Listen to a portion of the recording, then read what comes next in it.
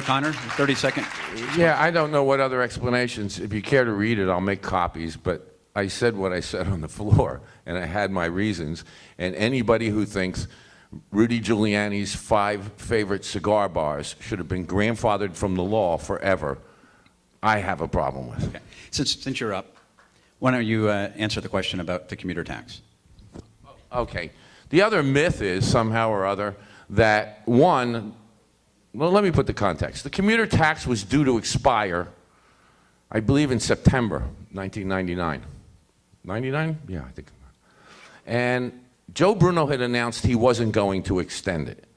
There was a special Senate election in Rockland County, and Democrats had great hopes there. I was the leader. I raised and spent a lot of money on that race.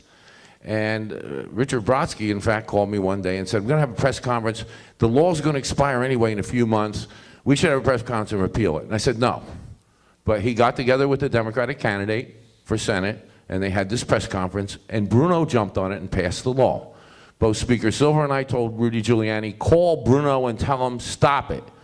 You're the mayor, tell him to stop this. Rudy wouldn't do it because he was looking to run for U.S. Senate, and he didn't want to take on Bruno. I first tried to stop it. I went to a number of Democratic senators from upstate, and they would not agree to vote no. They were suburban and upstaters. There weren't enough votes, so when it came down to a vote, I got an appeal from Rockland. It was going to pass anyway. Remember, it cost the city not billions, it cost maybe $30 million for the final 4 months it had to run, or 5 months. But since then... Well, but Bruno wasn't going to renew it. The law sunset. We did nothing. The law was gone.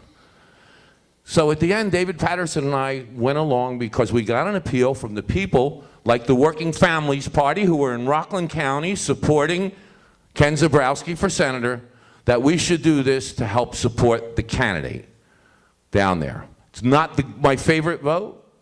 Let me tell you how many times I voted. We vote roughly 2,000 times a year. That's 120,000 times I voted. It's not my favorite vote. But it's not what it's made out to be. It wasn't billions of dollars. It was about $30 million. At the same time as Rudy Giuliani proposed a city budget that had $300 million in corporate tax cuts in it. So it wasn't about revenue, and it wasn't about revenue with him. It was about his failure to call Joe Bruno and say, back off.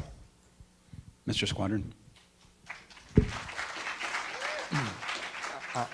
The commuter taxes, according to the Daily News, cost New York City nearly $6 billion since it was repealed, and that's money we could really use when it comes to the overcrowding of places like PS 8, where I was this afternoon, PS 234, where I was this morning in the Manhattan side of the district.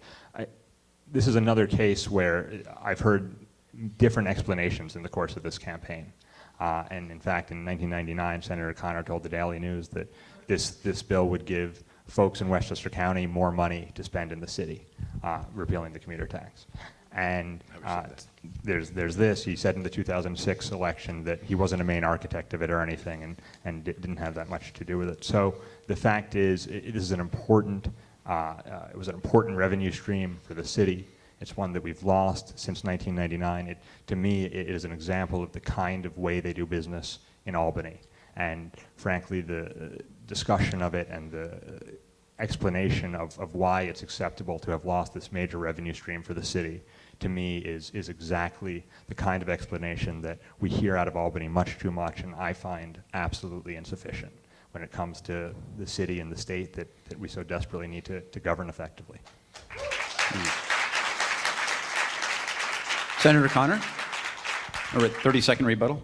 Well, I mean, the fact is, to say it was a revenue stream, it wasn't. It was expiring that September, and Senator Bruno announced he was letting it expire. And if Rudy Giuliani wasn't willing to take on Senator Bruno, the law wouldn't have been continued.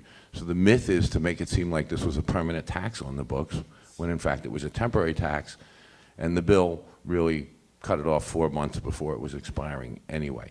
Again, not a favorite position to be in, to try and defend New York City, to try and get my upstate and suburban members to vote no, when Rudy Giuliani wouldn't pick up the phone, the mayor of the city of New York, and say, save this tax. Wasn't the greatest day for me or for Rudy Giuliani, and it was very difficult. It was impossible to stop this tax repeal without the mayor's Okay. cooperation. Thank you.